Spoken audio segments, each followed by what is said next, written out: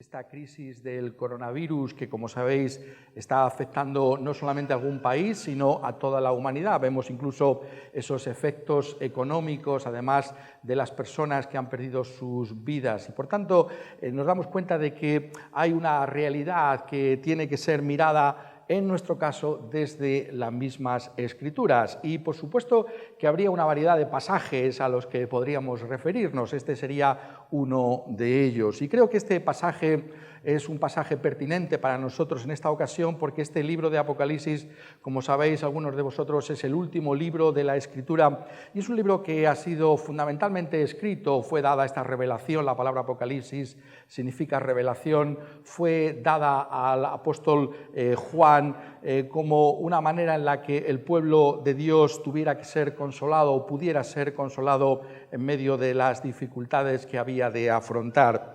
El libro de Apocalipsis, que como estoy diciendo significa revelación, encuentra realmente su sentido en el capítulo 1 y el versículo 9, donde se nos dice: yo, Juan, vuestro hermano y copartícipe vuestro en la tribulación, en el reino y en la paciencia de Jesucristo, estaba en la isla llamada Patmos por causa de la palabra de Dios y el testimonio de Jesucristo. Y esto es justamente lo que aquí se nos está trayendo, ese consuelo que las iglesias del Señor Jesucristo necesitan experimentar, pero no solamente en la época en la que Juan recibió esa revelación de Apocalipsis a finales del siglo I, sino en todas las épocas. Tenemos que darnos cuenta que este libro de Apocalipsis, para poder ser entendido, ha de ser concebido como esa manera en la que Dios, por medio de símbolos poderosos, nos está transmitiendo todo lo que va a acontecer desde la ascensión de nuestro Señor Jesucristo, después de su resurrección de entre los muertos, hasta que Cristo vuelva a venir a esta tierra en su segunda venida. Y por tanto, el libro de Apocalipsis una y otra vez nos está mostrando esa manera en la que Dios va a llevar a cabo sus propósitos de glorificar a Cristo Jesús en la salvación de la Iglesia y en el juicio sobre aquellos que no obedecen al Evangelio.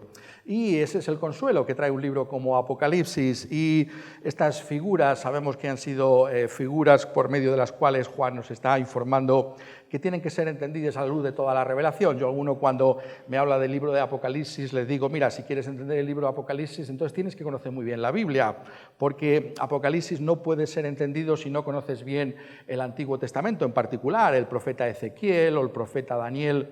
Está empapado de esas figuras y por tanto no estamos hablando al mismo tiempo de algo que sea simplemente real como tal. Nadie tiene que esperar que una serie de caballos aparezcan en el cielo u otras figuras o bestias que aquí se mencionen, sino que son símbolos, es decir, está hablando de realidades que acontecerán y que acontecen en este mundo y que por medio de estos símbolos, por medio de estas imágenes poderosas, nos están transmitiendo el mensaje de Dios. Es así como debemos entenderlo.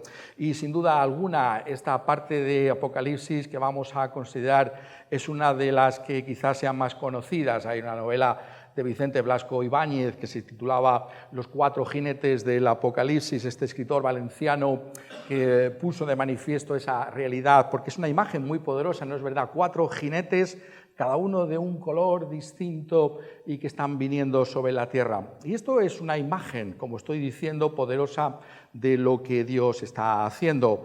Pero veis que estos caballos de los que aquí se nos mencionan, que estábamos leyendo también acerca de los caballos, por eso en el profeta Zacarías, estos caballos están relacionados con lo que llaman aquí estos sellos. Estos sellos de los que en el capítulo 5 se está hablando, y que básicamente el sello nos está hablando de un documento que está sellado. Eso sí lo entendemos también nosotros, el simbolismo de que esa carta, ¿no? Una carta sellada, tú no la puedes abrir, es el destinatario el que la tiene que abrir, su contenido es secreto. Pero ¿quién, usando esta imagen, dice Juan, quién puede abrir los secretos de los planes de Dios? ¿Quién puede llevar a cabo, quién puede realizar los designios que Dios tiene para con la humanidad? Y se nos dice en el capítulo 5 y en el versículo 4 que Juan el apóstol lloraba ya mucho porque no había hallado a ninguno que fuera digno de abrir el libro y de leerlo ni de mirarlo. ¿Quién puede conocer los planes de Dios? ¿Quién puede? llevar a cabo los planes de Dios en este mundo. ¿Quién lo puede hacer? ¿Os habéis hecho alguna vez esa pregunta? ¿Hay alguien digno de llevar a cabo el propósito de Dios, el Padre, para con la humanidad? Pero Juan recibe una respuesta consoladora. En el capítulo 5 y en el versículo 5 dice: «Y uno de los ancianos me dijo, no llores. He aquí que el león de la tribu de Judá, la raíz de David, ha vencido para abrir el libro y desatar sus 7 sellos». Sí hay uno que tiene toda la autoridad para llevar a cabo los propósitos de Dios. Y este es nuestro Señor Jesucristo. Aquel que aparece también aquí como ese cordero que fue inmolado. Es por causa de esa obra en la cruz del Calvario, por medio de la cual nos ha redimido de todo pueblo, lengua y nación, a los que ponemos nuestra confianza en el Señor Jesucristo, que Él es digno de llevar a cabo todos los propósitos de Dios en esta tierra. Y esa es la manera en que se presentan estos caballos, como ese desentrañarse, el contenido sellado que hay de los planes y propósitos divinos. Y por eso en este capítulo 6 dice: «Vi cuando el Cordero abrió uno de los sellos», el primer sello, «y oí uno de los 4 seres vivientes decir: ven y mira». ¿Por qué puede Juan hablarnos de esa realidad? Porque el Cordero ha abierto ese sello. ¿Y qué es ese primer sello? Es ese primer caballo. He aquí un caballo blanco, y el que lo montaba tenía un arco y le fue dada una corona y salió venciendo y para vencer. ¿Quién es este primer caballo blanco? ¿Quién monta este caballo blanco? Pues bien, en el libro de Apocalipsis, aquellos que sois lectores cuidadosos de la Escritura, sabréis que el blanco es el símbolo de nuestro Señor Jesucristo mismo también. De tal manera que el blanco está asociado con la pureza, está asociado con la santidad, está asociado con Cristo Jesús mismo. Se nos dice en la visión inicial, capítulo 1, cómo los cabellos de ese Cristo exaltado y glorificado son blancos.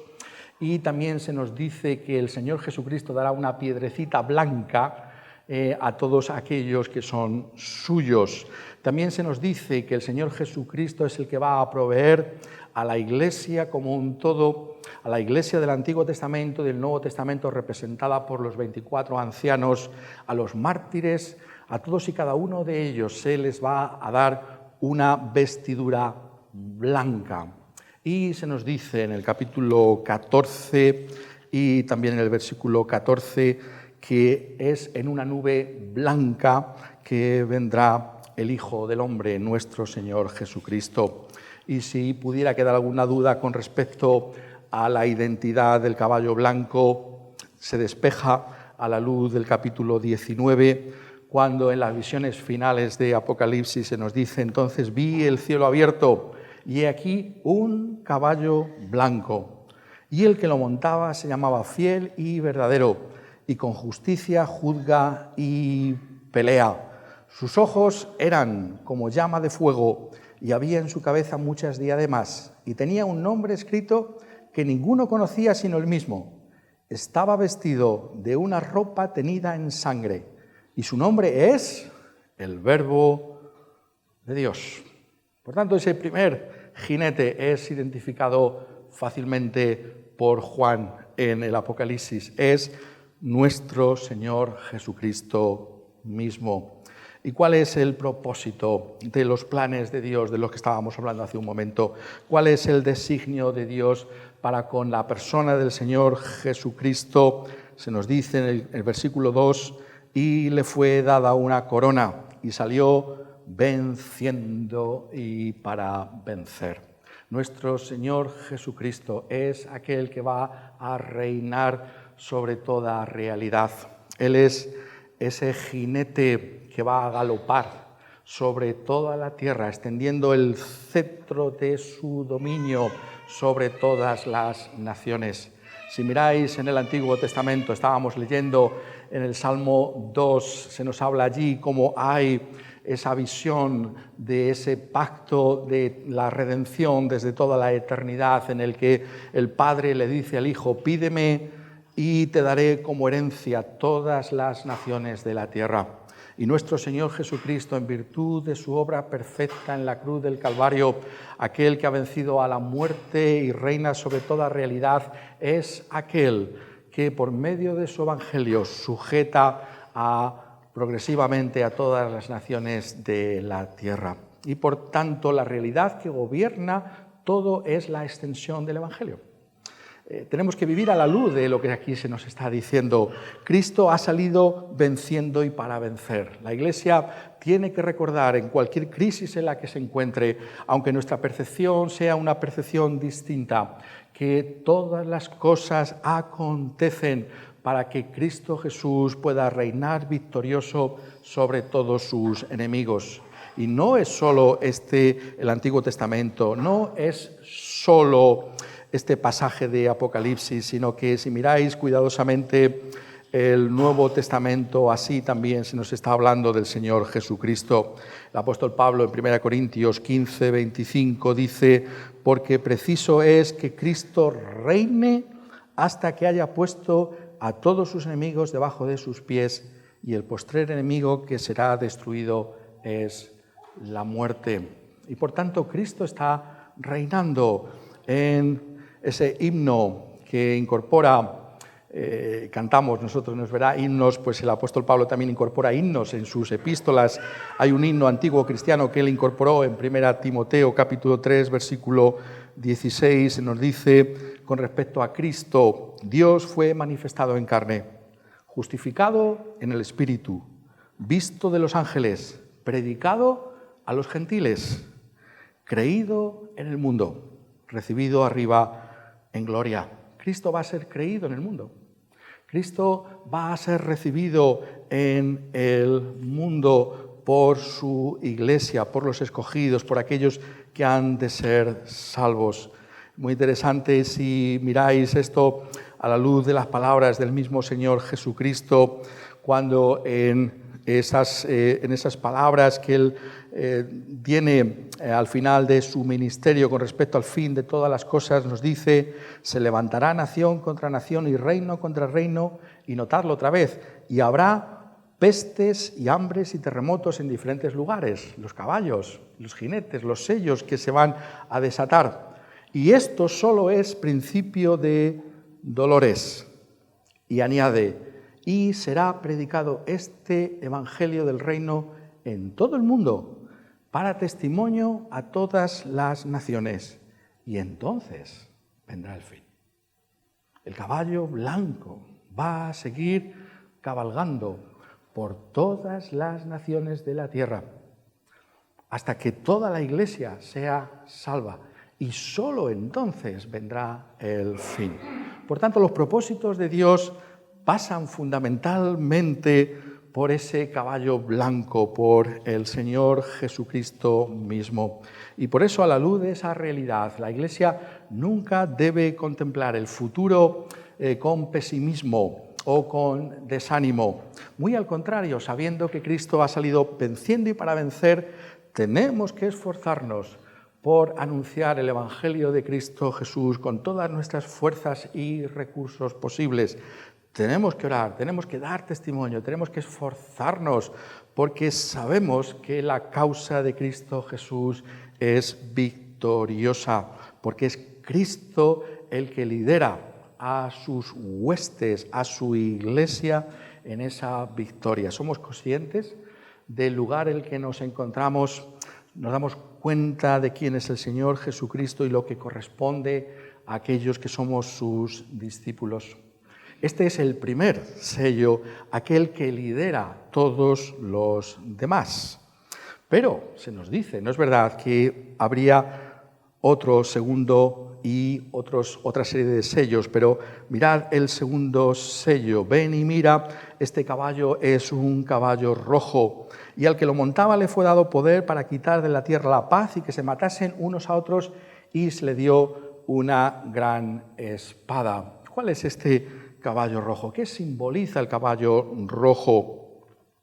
Está simbolizando algo que acontece siempre que se anuncia al Señor Jesucristo. Cuando cabalga el blanco, cabalga el rojo. Enseguida, inmediatamente, Primero el blanco y después el rojo. ¿Qué quiere decir eso? Lo que aquí se está refiriendo no es a la muerte normal y corriente que acontece en la guerra. Eso va a venir con el caballo amarillo. Está hablando de una manera particular que acontece de muerte y que el Apocalipsis nos llama la atención constantemente sobre ella. Está hablando en primer lugar de la muerte de la inmolación. Está hablando del cordero que fue inmolado. Esa misma palabra, en la predicación obviamente no tenemos tiempo de entrar en un estudio bíblico, se puede hacer un estudio bíblico sobre eso, muy interesante, pero la palabra es la palabra que se usa para hablar del cordero inmolado, de nuestro Señor Jesucristo. Nuestro Señor Jesucristo fue, ¿cómo? Matado. Es la palabra que se usa aquí también en el libro de Apocalipsis para hablar de los mártires. Es decir, de los que son matados específicamente por ser discípulos de Cristo Jesús. Entonces vemos una visión totalmente distinta. ¿Qué es lo que acontece cuando el Evangelio se anuncia? Hay una oposición de Satanás y de este mundo. Hay una oposición que lleva incluso en algunos lugares a la muerte. Cuando se escribe el Apocalipsis se están desatando tribulaciones y persecuciones contra la Iglesia. Hemos estado leyendo precisamente ese versículo, por cierto es la clave, como os decía, el Apocalipsis. Juan, ¿dónde se encuentra? Se encuentra exiliado en una isla. ¿Por qué se encuentra allí? ¿Porque está de vacaciones en Patmos? No, es porque fue exiliado, fue perseguido y tuvo que ser llevado, fue llevado a esa isla contra su voluntad. Eso forma parte del discipulado cristiano. Si a mí me han perseguido, dijo el Señor Jesucristo, a vosotros os perseguirán. Si han guardado mi palabra, también la vuestra guardarán. La Iglesia tiene que esperar que si el Evangelio se anuncia también haya una medida de persecución y dificultad. La hemos experimentado aquí en esta nación. En España, la historia de España está llena de mártires cristianos cuya sangre fue derramada con esa gran espada de la que habla aquí. Se dice, ¿no?, que en los días en los que estamos viviendo, y esto es algo que los medios de comunicación no reflejan como deberían hacerlo tampoco, hay más mártires cristianos que nunca antes en la historia de la humanidad.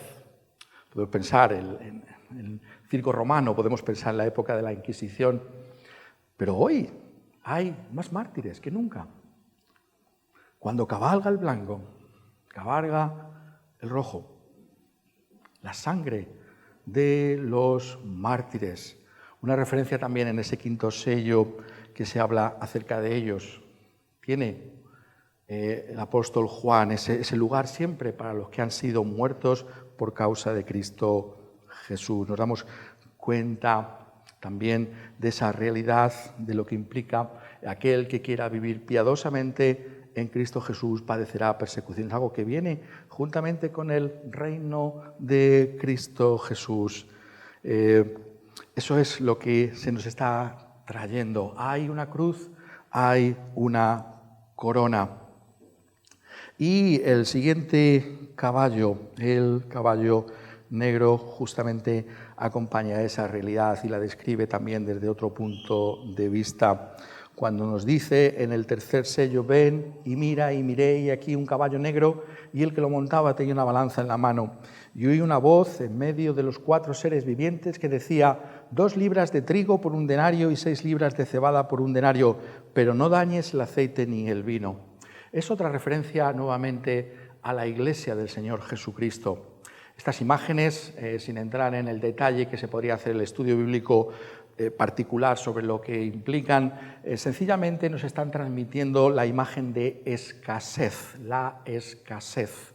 Es decir, el pueblo de Dios, cuando recibe al Señor Jesucristo, padece todo tipo de persecución. Es decir, la persecución no simplemente significa que perdemos la vida por causa de Cristo Jesús, también todo tipo de incomodidades y dificultades vienen a la vida de los cristianos por causa de su fe. Pueden perder sus trabajos, pueden perder sus casas, pueden perder sus empleos. ¿Cuántos cristianos pobres, cuántos cristianos desamparados hay en este mundo? ¿Cuántos cristianos que son menospreciados en este mundo? Mientras que el resto de la sociedad y sus perseguidores viven en lujos. No dañes el aceite ni el vino.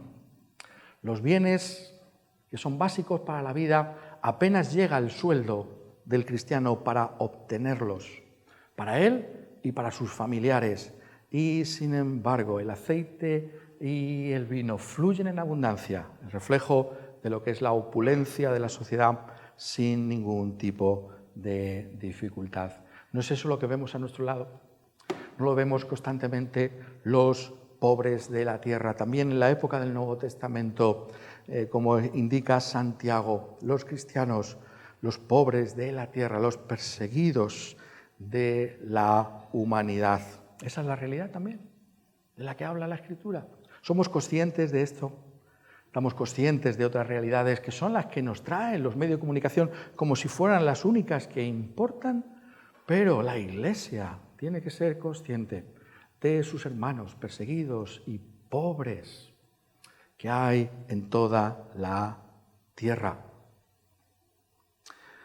Y finalmente, y ese era el tema al que buscábamos ilustrar fundamentalmente hoy, el último caballo, el caballo amarillo. Ese amarillo es realmente a lo que está refiriendo aquí el color de la muerte. ¿Qué color tiene un cadáver? Esa es la palabra ahí. El caballo amarillo. Ese es el color de la muerte. Y aquí ya no está hablando de la Iglesia en particular, y esto es lo importante que debemos darnos cuenta, sino habla del mundo en general. Los caballos anteriores nos ha hablado del Señor Jesucristo, del Evangelio, de la Iglesia, que es lo que le importa fundamentalmente a Dios, y el mundo en general. ¿Qué pasa en el mundo? Mientras tanto, en el mundo hay otro caballo que está galopando.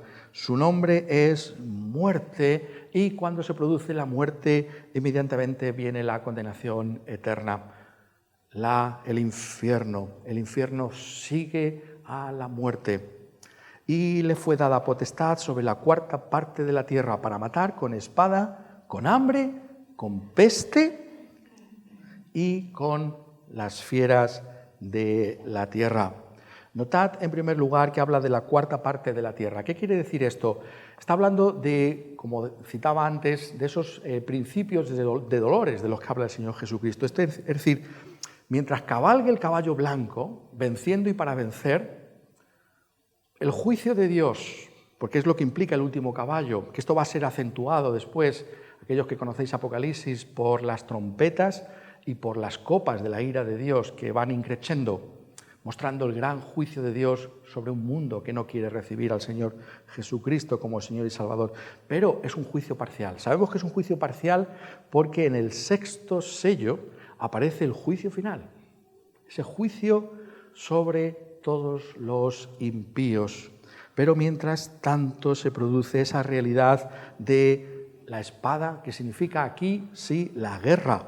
¿No lo vemos a nuestros lados constantemente? ¿Acaso no se ha caracterizado el siglo XX por las guerras más sangrientas que jamás ha experimentado la humanidad, la Primera y la Segunda Guerra Mundial? ¿Acaso en los días en los que estamos viviendo no estamos viendo esa guerra terrible que está teniendo lugar en Siria y en Afganistán? ¿No somos conscientes de estas guerras? Esa es la realidad de la que habla también la Escritura. Y el hambre de estos refugiados que se encuentran a las puertas de Europa, que han venido a nuestro continente buscando aliviar esas circunstancias. ¿Acaso no lo estamos viendo? Y esa palabra que aquí se traduce como mortandad, pero que a la luz de los otros textos que podéis mirar en los profetas del Antiguo Testamento es esa peste, curiosamente unida con las bestias de la tierra. ¿De dónde viene? ¿De dónde nos están diciendo que viene ese coronavirus? La realidad de esto también está. El hambre está unida a la peste, está unida a la pestilencia. Eso es algo, está diciendo aquí Apocalipsis, que debemos esperar. Lo que el texto está diciendo a la iglesia de entonces y a nosotros ahora es que no debemos sorprendernos por nada de lo que está pasando.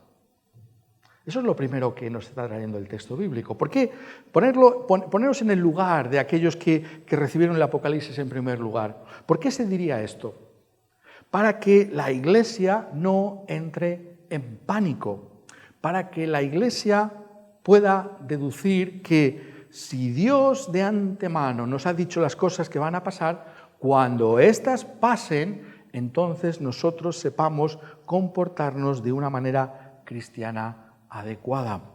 Eso es lo que está aquí diciendo. Y por tanto, cuando vemos esta plaga en particular, esta realidad, ¿qué es lo que tenemos que decir? Bueno, esto ya está anunciado, esta y otras muchas que han venido antes y otras que podrán venir en el futuro. Es lo que forma parte de un mundo caído. Ese caballo cabalga, está dentro de los propósitos de Dios. El sello ha sido abierto ¿por quién? Por Cristo. Es Cristo el que está en control de todas las cosas y sin que nosotros podamos saber el detalle final de todo lo que acontece, sabemos sí que todo está en los planes de Dios para que traiga la gloria del Señor Jesucristo a este mundo. Lo que el libro de Apocalipsis está mostrando es que hay un juicio de Dios sobre esta tierra. El cristiano no simplemente, en segundo lugar, ha de mantener la calma y la tranquilidad, sino ver, como se muestra en el resto del libro de Apocalipsis, que esto forma parte del juicio de Dios sobre la tierra. Esto hay que decirlo siempre con mucho cuidado. No es un juicio particular sobre un pecado particular que haya podido cometer alguna nación de la tierra, China o quien fuere. No está diciendo eso la Escritura. La Escritura es muy cuidadosa cuando habla de estas cosas, pero está diciendo que en la providencia de Dios general, las cosas que acontecen como esta forman parte de ese juicio de Dios sobre la tierra.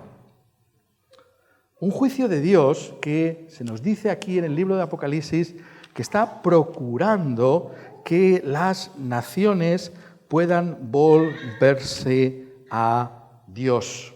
¿Por qué Dios trae estas cosas? Podemos plantearnos, lo trae para que te vuelvas, para que te arrepientas de tus pecados, para que tú digas, yo sé que esta vida es incierta, yo sé que esta vida está sujeta a todos estos males de los que habla la Escritura, pero Dios quiere que a la luz de lo que está pasando yo me vuelva a Él en arrepentimiento. Una y otra vez en este libro de Apocalipsis se nos habla de la humanidad caída y se nos dice que Dios está trayendo ese llamamiento a que tú te vuelvas de tus pecados, a que tú te des cuenta de que eres culpable y que solo la sangre del Señor Jesucristo puede limpiarte de toda tu maldad.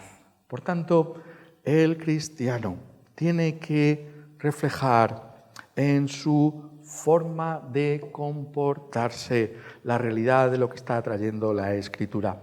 El pueblo de Dios vive tranquilo en medio de las dificultades de esta vida. Como ponen de manifiesto tantos y tantos pasajes, el Salmo 91 que hemos cantado y que hemos escuchado hace un momento también, nos está diciendo, el pueblo de Dios vive en la confianza de saber que en medio de todo lo que acontece hay uno que está reinando sobre toda realidad, para que Él reciba toda esa gloria, toda esa alabanza, todo ese honor.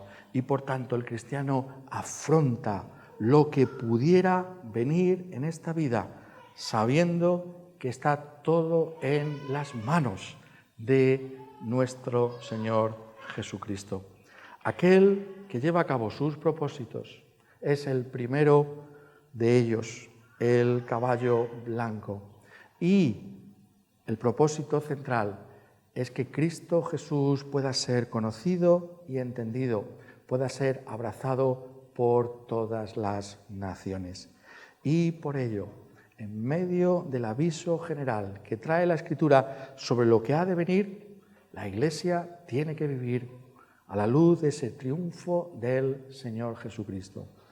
Un triunfo con lágrimas en los ojos, porque es el triunfo de una Iglesia que es martirizada, de una Iglesia que padece escasez y necesidad, pero que forma parte del propósito que Dios tiene, mientras sus juicios se extienden por toda la tierra.